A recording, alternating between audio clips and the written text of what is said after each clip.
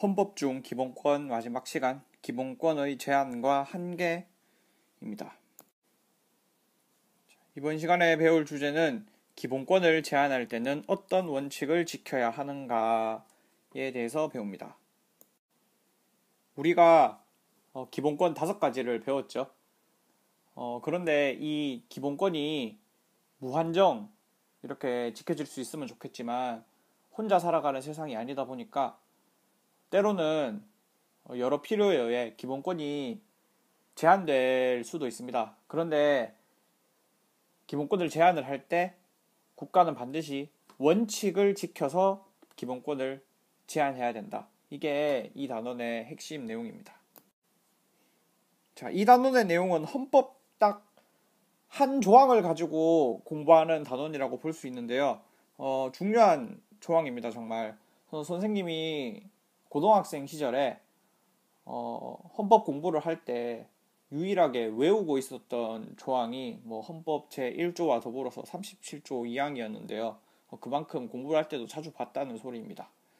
37조 2항의 내용을 보면 국민의 모든 자유와 권리는 국가안전보장, 질서유지 또는 공공복리를 위하여 필요한 경우에 한하여 법률로서 제한할 수 있으며 제한하는 경우에도 자유와 권리의 본질적인 내용을 침해할 수 없다. 자, 이 말을 뜯어보면 국민의 모든 자유와 권리 이게 바로 기본권이죠. 기본권을 제한을 할 때는 목적이 국가안전보장, 질서유지, 공공복리 이 3가지 목적으로 제한을 해야 되고 제한을 할 때도 필요한 경우에 한하여 제한을 해야 된다고 나와 있습니다. 불필요하게 제한을 해서는 안 된다는 거예요. 꼭 이 목적을 달성하기 위해서 필요한 경우에 한하여 이렇게 말을 하고 있고, 또 제한을 할 때는 아무렇게나 제한을 할 수 있는 게 아니라 법률로서 제한을 할 수 있다. 그리고 제한하는 경우에도 본질적인 내용은 침해할 수 없다. 자, 이런 내용을 담고 있는데요. 우리가 여러 가지 이유로 기본권이 제한되기도 해요. 예를 들어 군대 기본권이 제한되는 경우죠. 그리고 시위를 할 때에도 대낮에 도로 한복판을 점거하고 시위를 하면 경찰이 거기에 대해서 제재를 가하잖아요. 그런 것처럼 이 기본권이 때로는 제한이 되는데 여기 나온 원칙을 반드시 지켜야 된다는 거죠. 그럼 여기 나온 원칙을 하나하나씩 살펴보도록 하겠습니다. 자, 첫 번째 원칙, 목적을 지켜야 합니다. 우리 헌법에 아까 3가지 목적이 나와 있었죠. 국가안전보장, 이게 익숙한 말로 바꾸면 안보죠, 안보. 국가를 지키기 위해서. 두 번째 목적, 질서유지. 질서유지로 기본권을 제한하는 경우에는 국가의 시위를 제한을 한다든가 그런 예를 들 수 있겠네요. 그리고 공공복리는 이 공공이 모두고 복리가 이익입니다. 모두의 이익. 자, 요런 공공복리의 예로 기본권을 제한하는 경우는 그린벨트를 들 수 있겠네요. 자, 이 3가지 목적으로 기본권을 제한하더라도 항상 기본권을 제한할 수 있는 게 아닙니다. 헌법에 보면 필요한 경우에 하나여야 한다고 돼 있죠. 이 필요한 경우에 하나여야 한다는 소리는 과잉금지의 원칙이라고 부르기도 하는데요. 과잉금지가 무슨 소리냐면 지나치게 제한해서는 안 된다는 소리입니다. 그 지나치게 제한해서는 안 된다는 구체적으로 이 4가지의 원칙을 지켜야 되는데요. 그리고 과잉금지의 원칙에 4가지의 기준이 있다는 거죠. 자, 하나하나 살펴보겠습니다. 목적의 정당성. 아까 앞에 나왔던 목적을 달성하기 위한 것이라는 소리입니다. 중복되는 내용이네요. 그 다음 두 번째, 방법의 적절성. 뭔 소리냐? 이 앞에 나온 국가안전보장, 질서유지, 공공복리라는 목적을 달성하기 위한 방법으로서 적절해야 된다. 효과적이어야 된다는 소리죠. 기본권을 제한을 하는 수단이.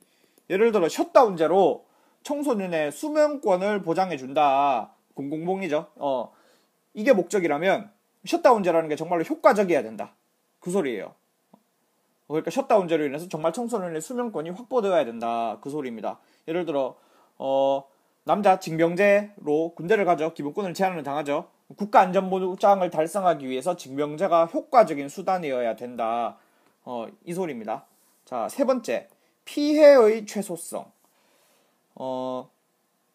이거는 이 목적을 달성하기 위한 방법이 여러 가지라면 그 중에 가장 피해가 적은 걸로 그 목적을 이루어야 된다는 소리예요. 자, 예를 들어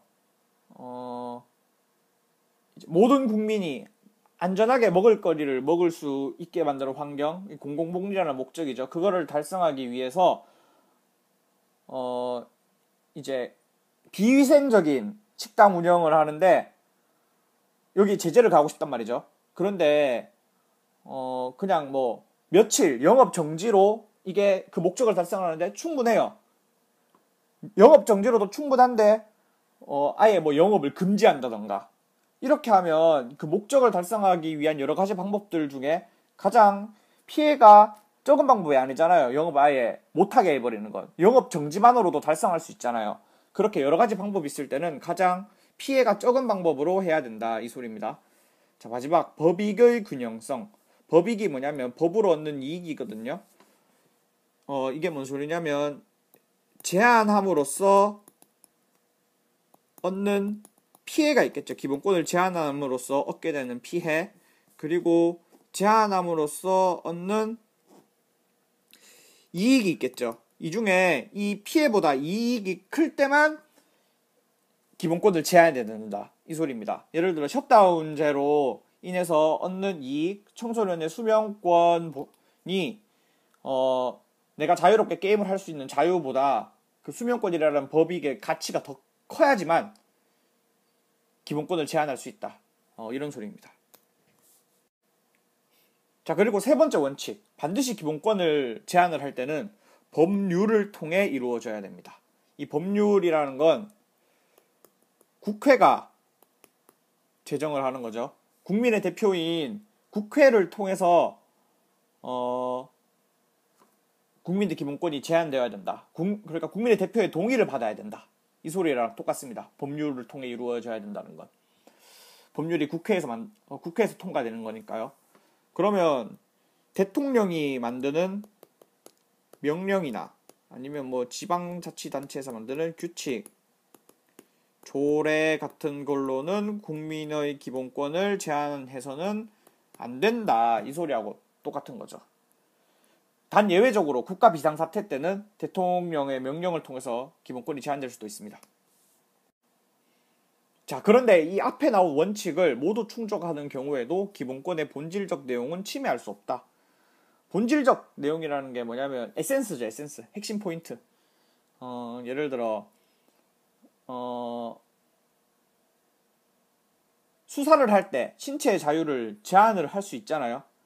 영장을 통해서 체포를 하거나 할 수 있죠. 하지만 그 경우에도 이제 본질적인 내용, 예를 들어 고문을 한다던가 아니면 변호인의 도움을 받을 권리를 아예 박탈을 한다던가, 이거는 그 자유권이라는 그 핵심적인 내용 자체를 아예 없애버리는 거잖아요.